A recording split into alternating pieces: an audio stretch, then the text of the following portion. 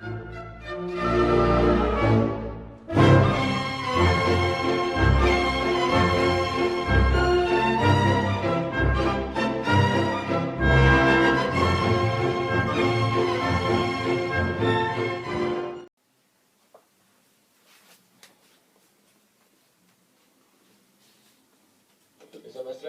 gracias. Buenas tardes, bienvenidos nuevamente al programa Societatis del Seminario de Sociología General y Jurídica de la Facultad de Derecho.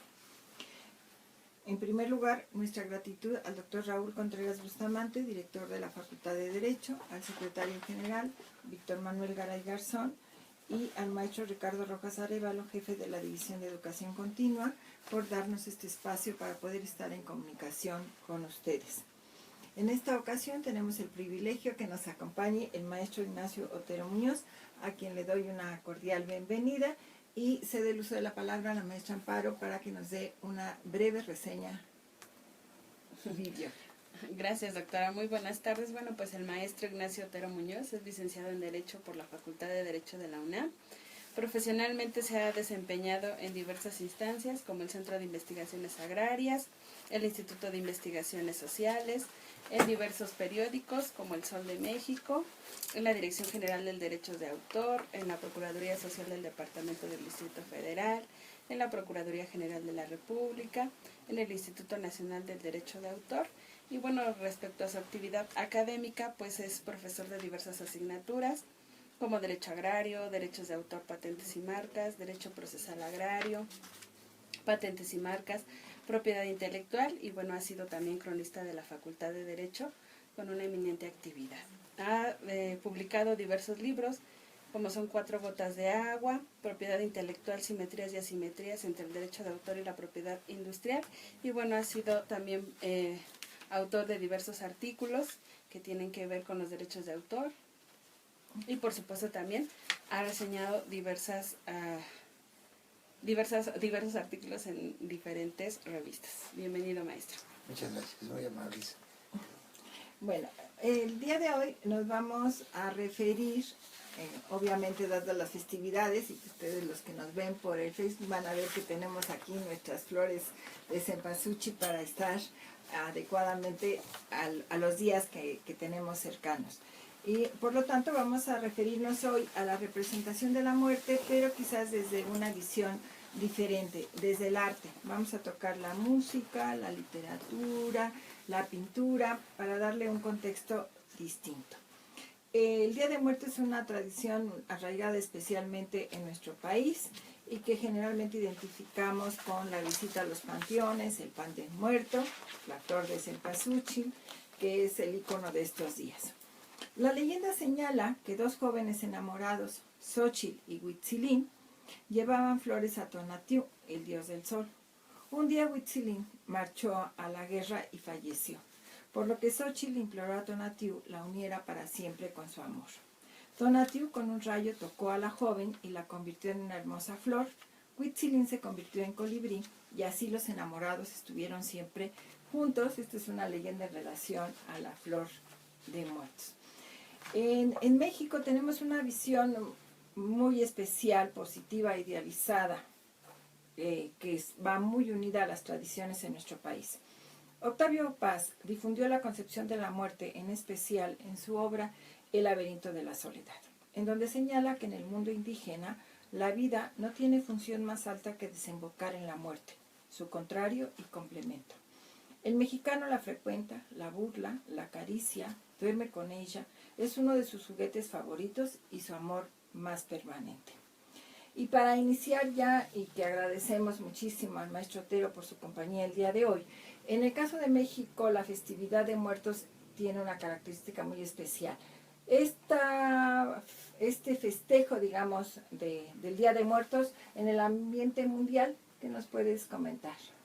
Bueno, pues antes de empezar quiero darte las gracias por haberme invitado a este programa, porque para mí es muy satisfactorio que la Facultad de Derecho, independientemente de los excelentes trabajos y programas que tienen sobre aspectos jurídicos, no olvide la cultura, y ya que la cultura es la forma de permeabilizar más fácilmente el conocimiento y hacer que a los alumnos les crezca el alma. Bueno, en relación con la muerte, casi todos los países en el mundo entero celebran la muerte, pero de diferentes formas.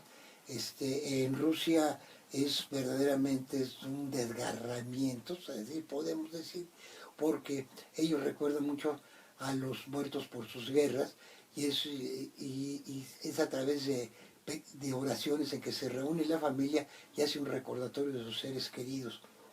En otras partes, bueno, en España hay algunas provincias donde las festividades se leen poesías, ¿no? Se leen poesías de Federico García Lorca, etcétera, y para ellos es continuar una relación a través de la musicalidad que da la poesía con sus muertos.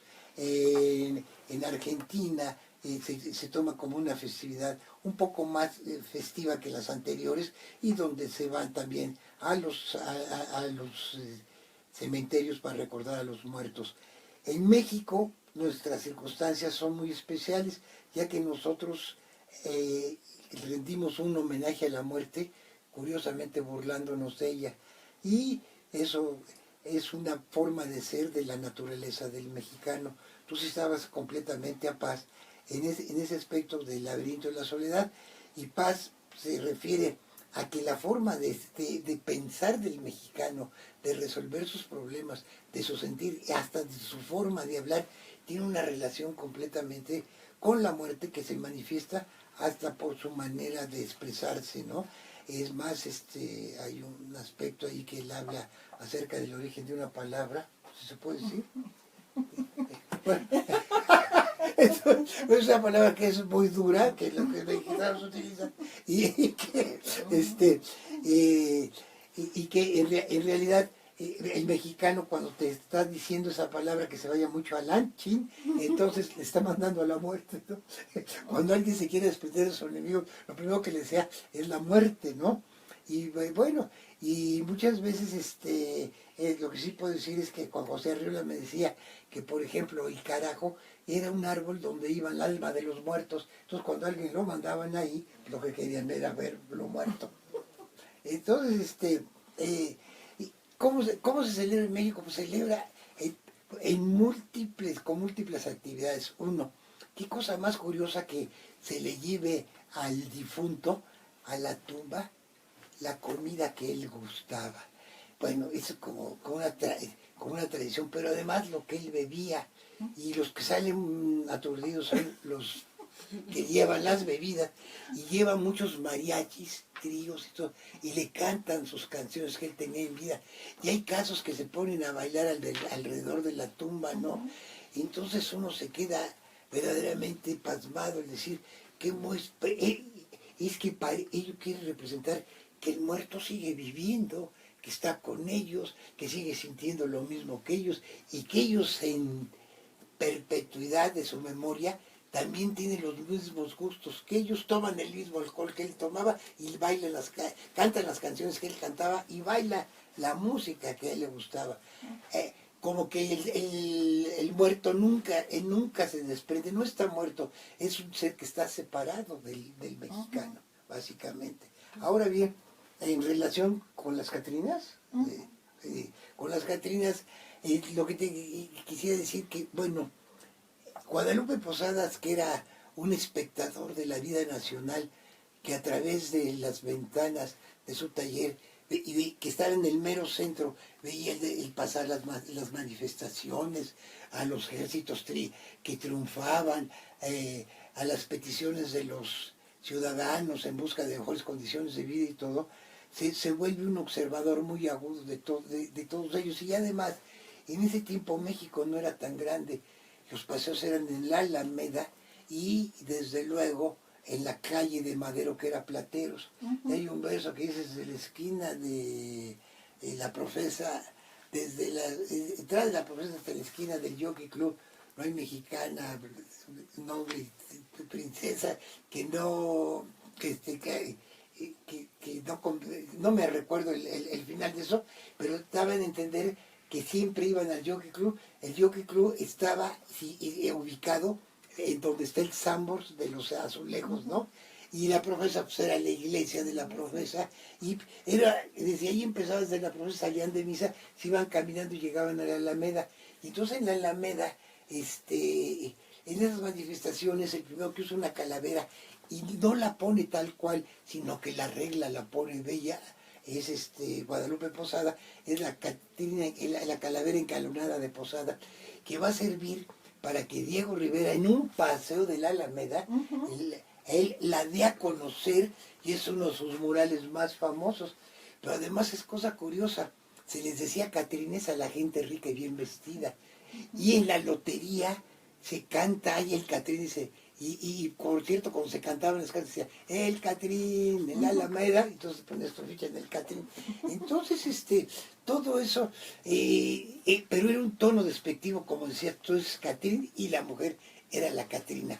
Esto va a tener un recordatorio también en el sentido de que la mujer en México recobra, no pierde su belleza con la muerte porque se sigue galanando. La mujer es pispireta, coqueta, y entonces la muerte de una muerte mexicana es porque su esqueleto sigue siendo coqueta. Es más, muchas gentes vemos que cuando las van a enterrar les pintan los labios, le rizan las cejas y todo, porque en el viaje del más allá posiblemente seduzca un ángel, ¿no? Alguna cuestión así, porque le entregan como lo mejor, la peinan, ¿no? Y es un arte el tratado de los muertos, igual que los egipcios, ¿no?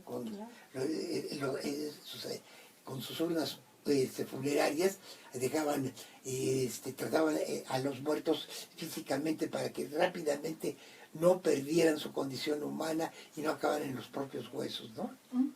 Sí, realmente la Catrina se identifica totalmente con México, y ese esqueleto vestido en forma muy, muy elegante, que es una figura emblemática y que en ocasiones también una crítica a la época, ¿no?, de afrancesada que las mujeres sobre todo querían tomar.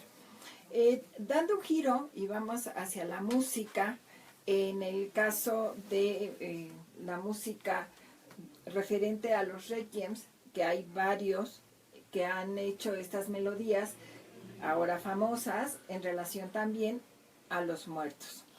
Bueno, hay un requiem muy famoso de Johannes Brahms, y Johannes Brahms estrenó su requiem un Viernes Santo, curiosamente, y de forma, y al año siguiente se volvió a repetir este requiem. Se llamó un requiem alemán, y un requiem alemán era saltándose la liturgia, alejándose de la liturgia católica, porque hay una gran influencia de Lutero, de Calvino y todo en esas regiones alemanas. Entonces ellos ven, el requiem era un temor a Dios, que se decía, era el juicio final, era si uno se condenaba toda una eternidad, pasarla en el infierno y todo. Y él dice, no, cita textos de alemanes bíblicos, pero de la Biblia, aunque era un monje agustino, y que por cierto se conmemoran 500 años de la muerte de Lutero, él toma esa Biblia luterana y dan a conocer que no es así totalmente de fuerte la música, es más, se sustraen a una parte de la secuencia del requiem, que es Dios ira, la ira de Dios, que son partes en donde se angustia el hombre por el castigo eterno que le puede dar. El castigo que le dan es la muerte, y es una muerte que puede ser muy dolorosa, y más si murió en pecado mortal, nunca saldrá del infierno, ¿no? Entonces él dice, no, esto no puede ser. Pero entonces él fue incompleta su música, pero él se sintió influenciado y acometió ese trabajo tras la muerte de su madre y de su protector Robert Schumann. Pero fíjense qué cosas más curiosas, que Schumann, ¿no? La inconclusa, ¿no? Él como la inconclusa, pues la terminó, y fue protector de este hombre que no terminó el requiem, que él mismo lo enterraron que lo finalizó también uno de sus, de sus discípulos. Ahora bien, el más famoso, bueno, por lo anecdótico, es el Requiem de Mozart. Entonces, como tú sabes, y estábamos platicando el otro día, tú comentabas de que en realidad Mozart ya estaba enfermo, se sabía de su enfermedad, muere a los 35 años. Y jovencísimo, ¿no? Pues desde los 5 años componía y dejó miles de obras, ¿no? Hacía en un mes una ópera, una cosa así. Entonces, él va a salir, él recibe en su casa un hombre desconocido, sumamente pálido y vestido de negro, que no se quiere dar a conocer, sino que le viene a decir que le viene a encargar un requiem. Entonces, él iba de parte de un músico que su esposa estaba muerta, pero que él quería estrenar esa obra de Mozart con un plagio, haciéndola pasar como suya. Bueno, eso no lo sabía Mozart, pero le impresiona la vestimenta de ese hombre, se va a Viena y va a ver al rey Leopoldo II, que lo reciben en Palacio, y además él va a estrenar allí una ópera, ¿no?, sobre la victoria de Tito. Entonces, la clemencia de Tito. Cuando él regresa y se presenta este hombre y le dice que ya pasó el mes que le había prometido para entregar la obra, y se pone a trabajar muy fuertemente, pero Mozart en este requiem, pero se da cuenta que dice, no, estoy tan enfermo, me ha afectado tanto que va a ser un requiem para mí, aunque me hayan pagado. Y así fue él, pero desgraciadamente por su muerte él tampoco lo termina. Las partes más importantes de él es su introito y su Kyrie, y lo dejó ahí, pero como estaba muy enfermo, un alumno, Sussmayer, él le da las instrucciones de cómo terminar el requiem. Cuando se muere 2 años después, en 1891, 1791 muere, y en 1793 lo estrenan en un homenaje para recaudar fondos para Constance Weber, que es Constancia, su esposa, pero ella le da dinero al discípulo de su esposo para que no diga que lo terminó, porque si no se caería la popularidad y no tendrían los ingresos que podría dar, sabiendo que es la última obra y viva. Fíjese, la última obra fue un requiem de Mozart, entonces pues tuvo completamente éxito y todo. Esos han sido unos requiems famosísimos. Pues desde luego hay Yo voy a interrumpir porque tenemos que ir a una pausa y regresamos en unos minutitos. Estamos en corte, continuamos en 4 minutos. ¿Se está escuchando la música? Seminario de Sociología General y Jurídica. ¿Eh?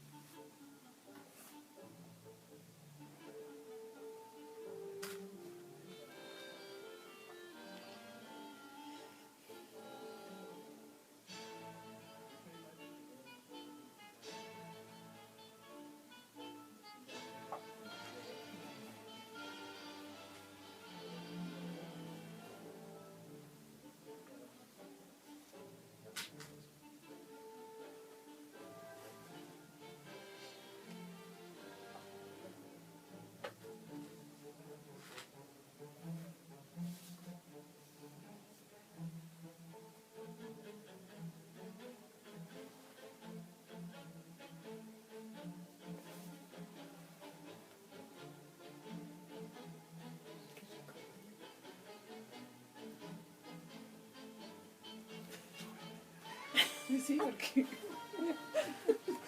Es la de uno. Sí.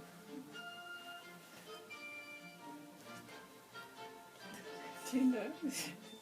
Bueno, en el radio se escucha más. Que se escuche. Que no oímos. Sí. Vamos.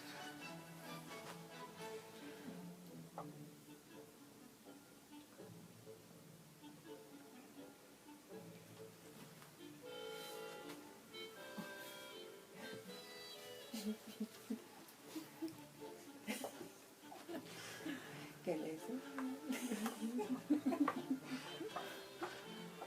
Me acuerdo de Vox Bunny cuando están.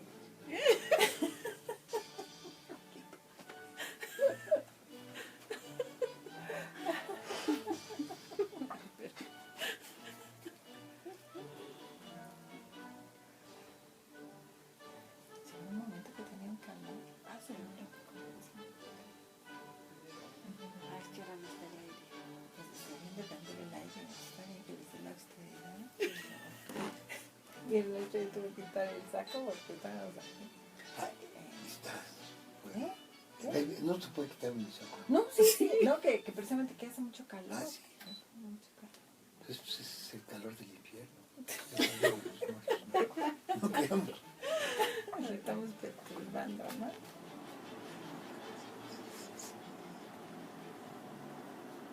Tan frío que nos ven a poner.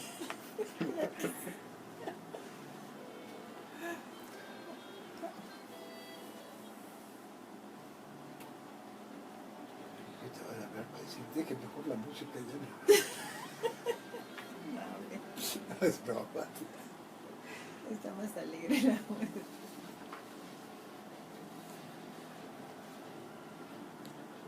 Ahorita para que tú entres, ¿no? ¿Eh? ¿Cómo de que no? No voy a enterar con... Yo creo que invertimos para que hables tú de Continuamos en 15 segundos.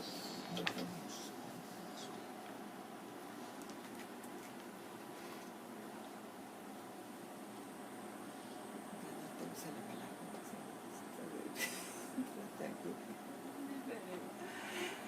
Regresamos con ustedes. Hemos escuchado Marcha Fúnebre por una marioneta, es obra musical del compositor francés Charles Gounod, que se le reconoce como el músico francés más importante del siglo XIX. De sus obras sobresalen Fausto y el inmortal Ave María. La obra, en principio no muy conocida, sin embargo alcanzó una gran popularidad porque la utilizó Alfred Hitchcock para abrir la presentación de una serie, Alfred Hitchcock Presenta, que se transmitió entre 1955 y 1964, y posteriormente en otro programa denominado La Hora de Alfred Hitchcock, 64-65, entonces normalmente la identificamos con Alfred Hitchcock. Al preguntarle en una entrevista que por qué había utilizado esta música, él señala que la toma de una obra que se intituló un filme, Amanecer, dirigido por F.W. Murnau en 1927, y la película obtuvo 3 Oscars. Esta es la razón que él dio para haber elegido esta música. En México, quizás con un tono más jocoso, que seguramente ustedes conocen, Salvador Flores, mejor conocido como Chava Flores, que se le denomina el cronista cantor de la Ciudad de México. En su obra expone de manera muy particular la realidad cotidiana de la ciudad mexicana y tiene un tema precisamente en relación a la muerte que se llama Cerró sus ojitos Cleto. Pero bueno, voy a darle el uso de la palabra a la maestra Amparo para que nos haga alguna referencia también dentro de la literatura de El retrato de Dorian Gray. Muchas gracias, Maestra, por doctora. favor. Bueno, pues otra forma de ver precisamente a la muerte o la relación de los individuos con la muerte es a través de pactos con ella. Y bueno, como ejemplos tenemos la obra El retrato de Dorian Gray de Oscar Wilde, de la cual se han hecho varias versiones cinematográficas. En 1945, bajo la dirección de Albert Levine, en 1970 por Máximo Dalamano y en 2009 de Oliver Parker. En México también hemos tenido una adaptación de esta novela. En 1969 Ernesto Alonso la presentó como telenovela. Y bueno, es de destacar que a Oscar Wilde se le reconoce como uno de los dramaturgos más destacados, en especial por la tragedia de su encarcelamiento seguida de su temprana muerte. Y bueno, en el cine una película representativa, sobre todo de México, es Macario, ¿no? Que justo en estas fechas en muchos lados se proyecta. Y Macario, de 1960, fue dirigida por Roberto Gabaldón. Nos narra la relación de un indígena con la muerte. Fue protagonizada por Ignacio López Tarso como Macario, Pina Pellicer como esposa de Macario y Enrique Lucero como la muerte. Bueno, pues la película nos narra precisamente la historia de Macario, un humilde campesino que debido a su precaria situación, pues anhela un día, ¿verdad?, poder disfrutar de un banquete sin tener que compartirlo con nadie. En su obstinación decide dejar de comer hasta encontrar un guajolote que él se pueda comer solito, ¿no? Su esposa, angustiada, pues le ayuda robando precisamente un guajolote. Y bueno, Macario se interna en el bosque con su guajolote, dispuesto a disfrutarlo. Y bueno, se encuentra con tres personajes enigmáticos, ¿no? El diablo, Dios y la muerte. Y es con la muerte con quien decide compartir ese guajolote, ¿no?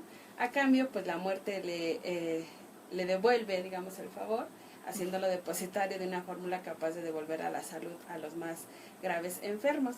Sin embargo, lo que pareciera un don, pues se vuelve una pesadilla para Macario, ¿no? Es una película muy representativa de la época. Incluso fue nominada al Oscar como mejor película en lengua extranjera. Entonces es una de nuestras recomendaciones, que la vean. Gracias.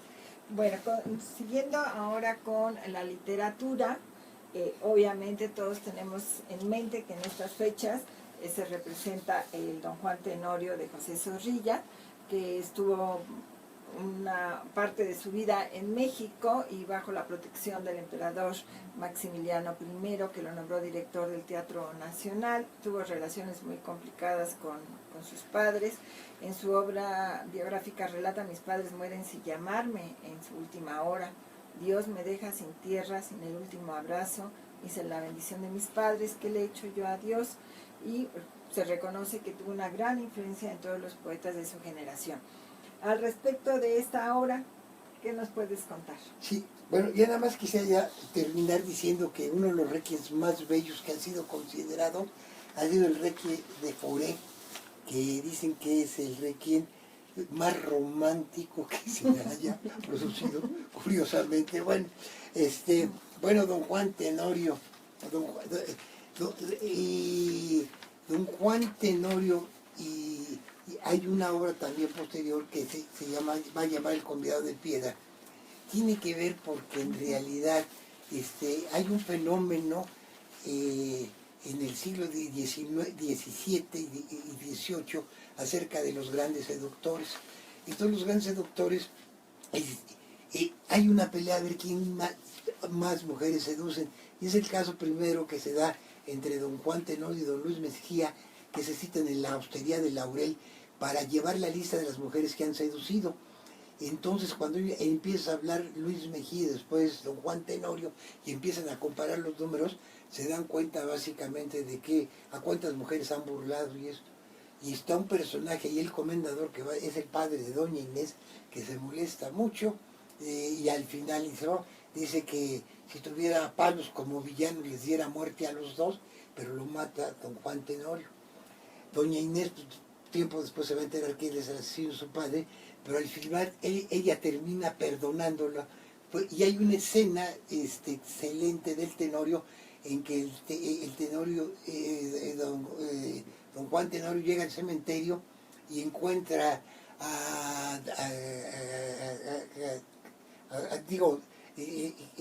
encuentra al comendador, y entonces le dice que lo invita a cenar a su casa. Y dice: si buena vida os quité, mejor sepultura os di, porque está en una y está muy bien hecha la escultura y todo, muy costosa. Entonces le invita. Entonces invita a ellos unos amigos, y en el momento que se oyen unos golpes a la puerta muy fuertes, sus invitados se quedan dormidos para no darse cuenta, y es el comendador. Le dice: ¿quién es el comendador? ¿Dónde invitas aquí? Pues a ver, dice: los muertos se deben filtrar por las paredes y pertenece el comendador, y todo eso.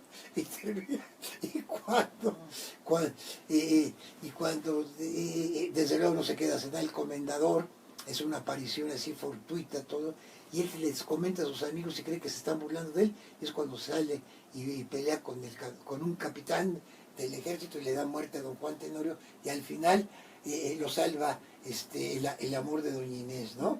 Entonces, es curioso porque este tema también va a ser tema para la música, bueno, Don Giovanni de Mozart, es exactamente la historia de un seductor de mujeres, básicamente. Es un tema que llama completamente la atención, ¿no? Los seductores de las mujeres. Pero es más, pero es una especie de entreseducción, pero son seres también que odian a las mujeres porque no las aman, ellos nada más piensan en seducirlas y olvidarlas, ¿no? Es una especie de misoquismo, ¿no? Y son misóginos, y además el mexicano también te busca en tus antecedentes ser un poco misógino, entonces deberían de sacar unas calaveras misóginas completamente, que les faltó al mexicano porque es machista naturalmente, ¿no? Bueno, ahora bien, esto que ha dado tanto brillo completamente a la literatura, pues bueno, sin ir más lejos, siempre la mujer, fíjese qué curioso, las ponen al final de la vida que salvan las vidas de estos pecadores, ¿no? Bueno, en esta obra que se llama de Dante Alighieri, la Divina Comedia, es Beatriz, ¿no? La que conduce al infierno, ¿no? A Dante, y le enseña y les muestra todo esto, pero ella no se trata de convencer de cómo son los dolores de las gente. Es una obra terrible a mí, yo cada vez que leo todo. Y por cierto, yo les digo a los que se dedican a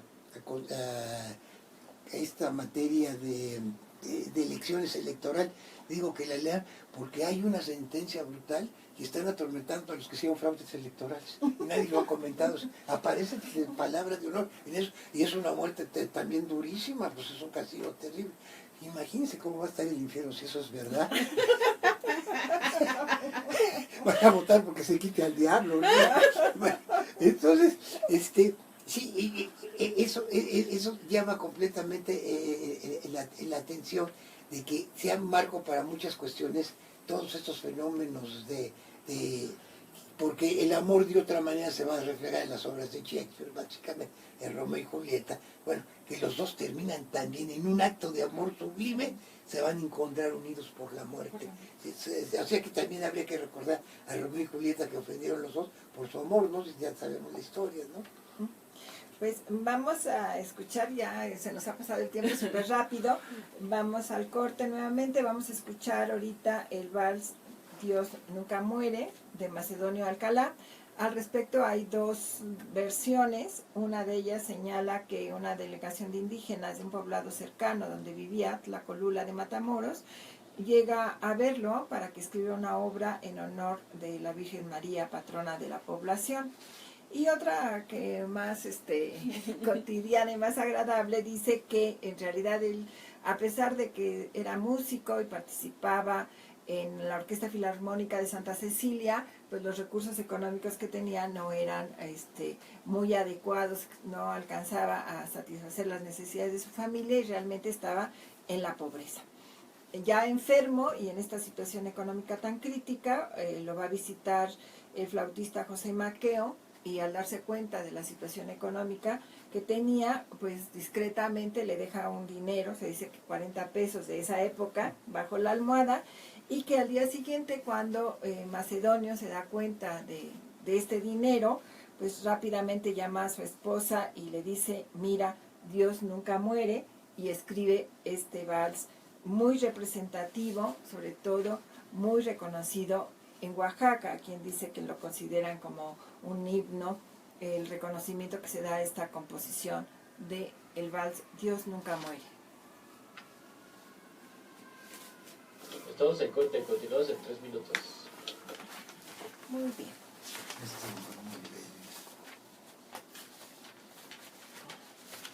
Bueno, pues vamos a la pintura. La maestra Amparo nos habla de la muerte de Ícaro y pasamos al Conde de Orgaz. Y ya terminé el Y un programa domingo. tan rápido. Sí, se va Tan rápido. bonito deben de quitar los anteriores.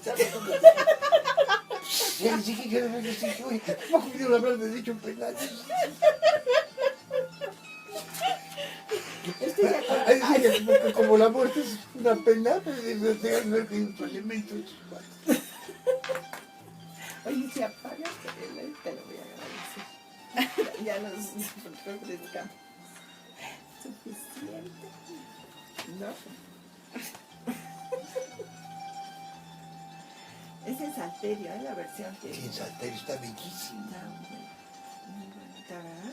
Entonces tenía en Santo Domingo hace Ah. años, ¿te acuerdas que había Salterio? Había. Lo quitaron unos viejitos, tocaban el Sí. Salterio. Y tocaban Club Verde, todas estas Dios Ujú. Nunca Muere.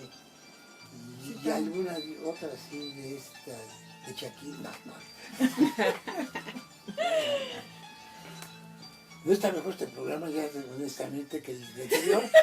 Lo pones en un medicamento. Sí, pero nosotros no lo vamos a publicar ni decir nada. Así. Bueno, lo bueno es que tú estás incógnito, tú no sales a cámara. Se van a enojar esos penalistas, ¿ves? Como si México faltara.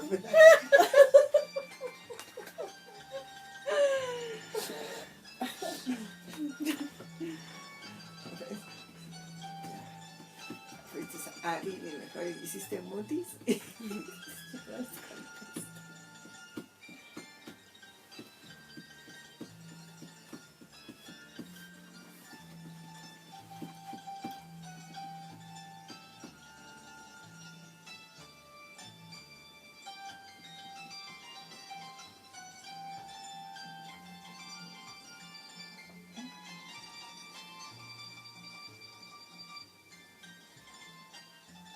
¿Sabes qué te me dicen antes para que entre la música? No me vaya a cortar la música.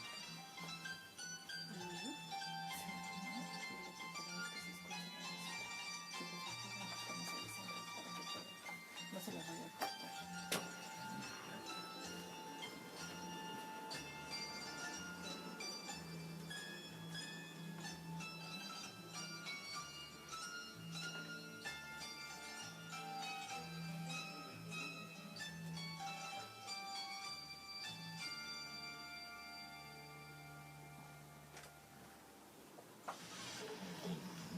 Continuamos en 10 segundos.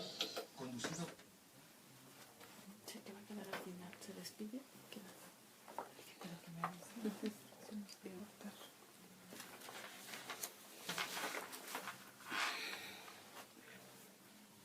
Regresamos con ustedes nuevamente. Dentro también de la muerte podemos hacer referencia a los epitafios.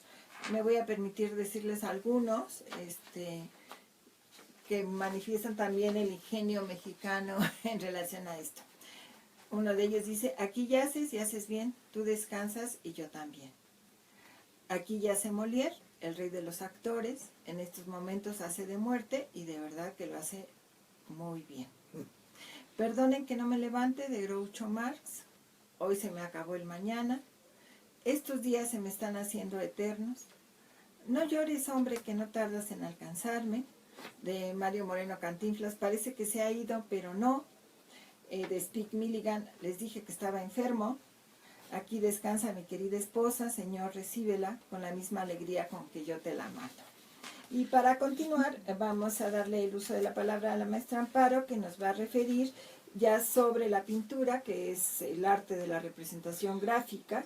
Es una de las expresiones artísticas más antiguas, una de las 7 bellas artes, y se expresa utilizando la teoría del color, emite un mensaje visual que puede trascender. La maestra Amparo nos va a referir la obra La muerte de Ícaro. Muchas gracias, doctora.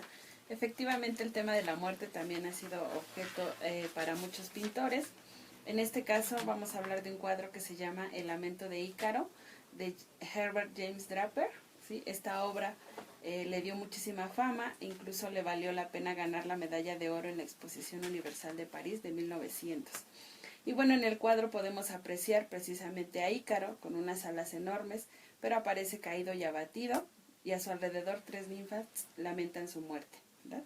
Y bueno, pues nos habla precisamente de la leyenda de Ícaro.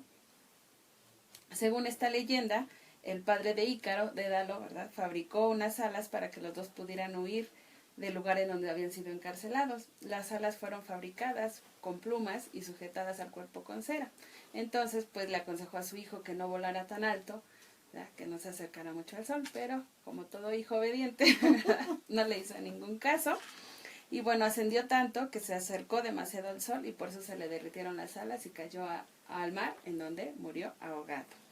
Precisamente la pintura, ¿verdad?, nos muestra las consecuencias del acercamiento al sol y asimismo nos muestra un cuerpo frágil que indica la vulnerabilidad del cuerpo humano. En este caso podemos hacer alegoría a la mortalidad.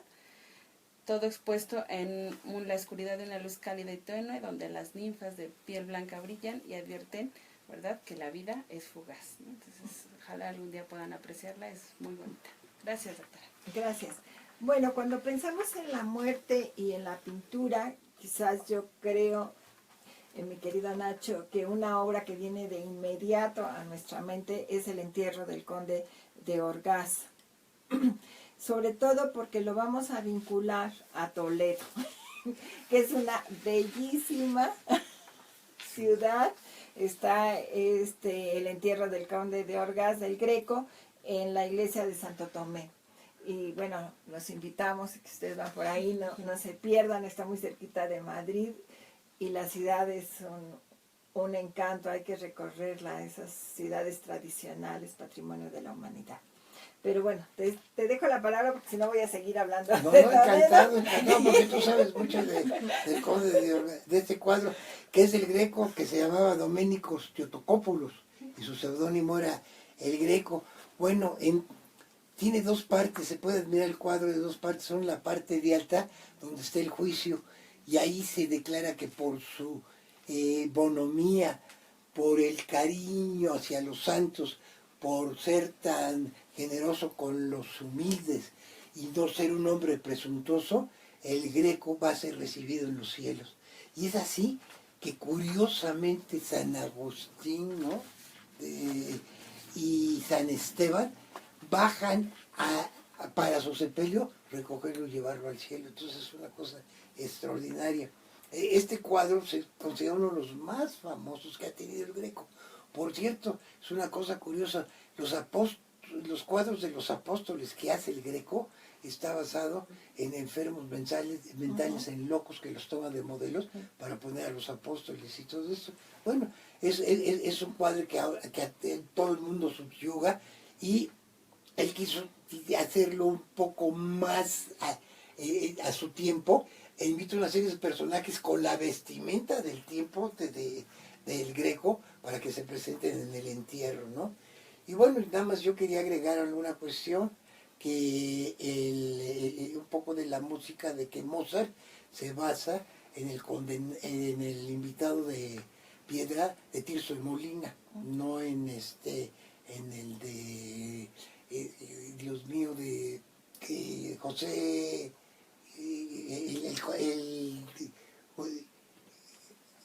Zorrilla, el de José Zorrilla. Y se cuenta una cuestión así que de broma, bueno, que pasó en el programa del Doctor IQ.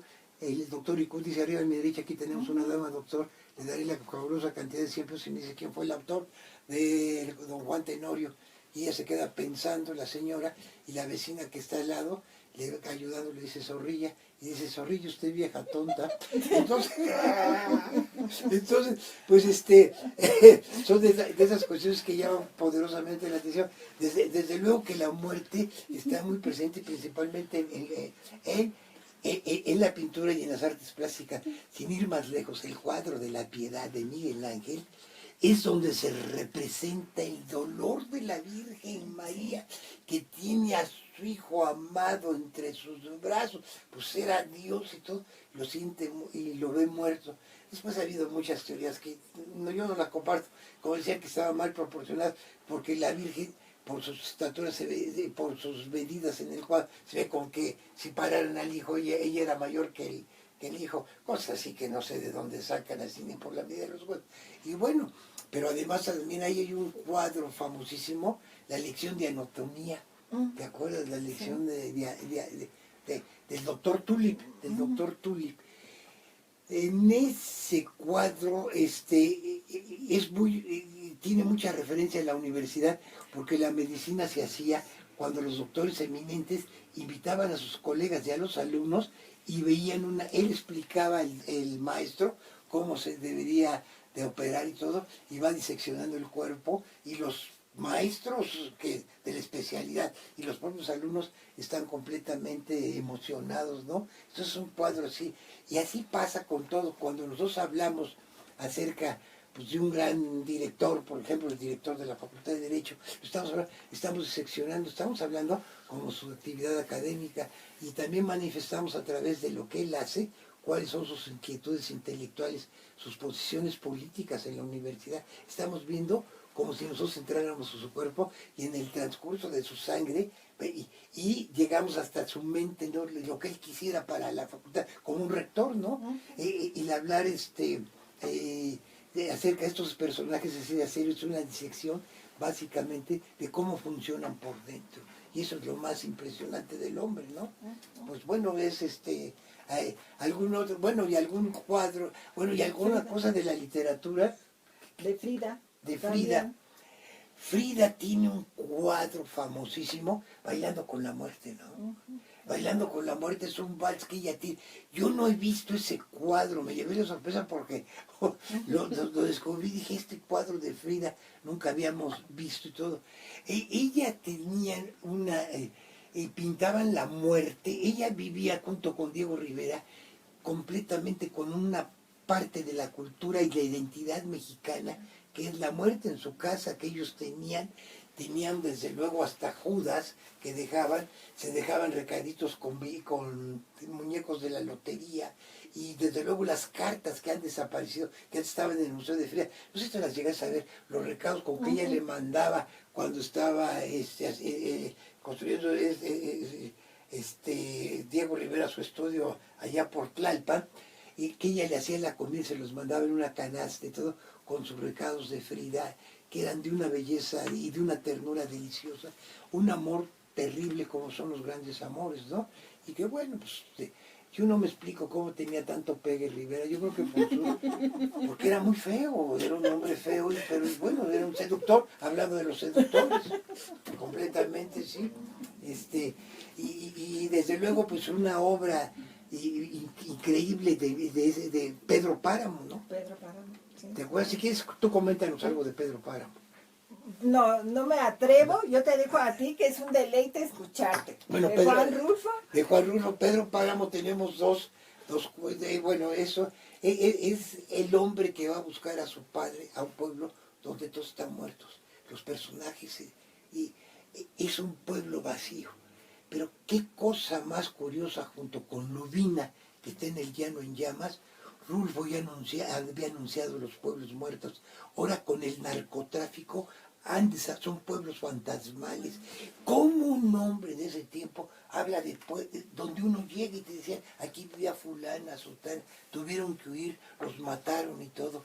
Es como si ellos tuvieran una visión del México por muchos años después que vendría, en donde se crean los muertos, y seguimos nosotros hablando por los muertos. Hoy las festividades, además de esos, el Día de los Muertos, tienen que ver mucho con cuestiones políticas y cuestiones que lo tenemos que decir en la Facultad de Derecho, básicamente de desaparecidos y de que nuestros muertos siguen siendo vigentes, pero ahora ya no los vemos a esos muertos con la alegría como antes veíamos la muerte. Ahora, ¿sabes cuál es el tono? La desolación y la tristeza. Y si no, hay que ver los 43 de Iguala y todo eso. Eso a la gente la sacude. Y conjuntamente con eso, las muertes que sucedieron en los temblores que tuvimos cerca de este tipo de festividades. O sea que, pues está bien que nosotros celebremos la muerte, pero también hay que tener un recuerdo afectuoso y de rescate de la memoria de esos mexicanos que han muerto injustamente. pues se nos acaba el tiempo, vamos a concluir en este caso de forma alegre. Vamos a terminar con una pieza de José Alfredo Jiménez, La vida no vale nada, o Caminos de Guanajuato. A pesar de que José Alfredo Jiménez no tuvo una educación musical, no tocaba tampoco ningún instrumento, sin embargo es reconocida su obra en temas muy variados, rancheros, guapangos, corridos, y la mayoría de sus canciones son inspiradas en propias vivencias. En el caso de La vida no vale nada, la escribe a la muerte de su hermano Ignacio, que fallece en Salamanca, de ahí que la canción, por eso señala, ahí me hiere el recuerdo. Vamos a escucharla y con ello nos despedimos. Muchas gracias por acompañarnos el día de hoy, en especial al maestro Ignacio Otero, ha sido un deleite, un disfrute, a la maestra Amparo, Gracias. y los esperamos nuevamente la próxima semana en Societatis. Gracias.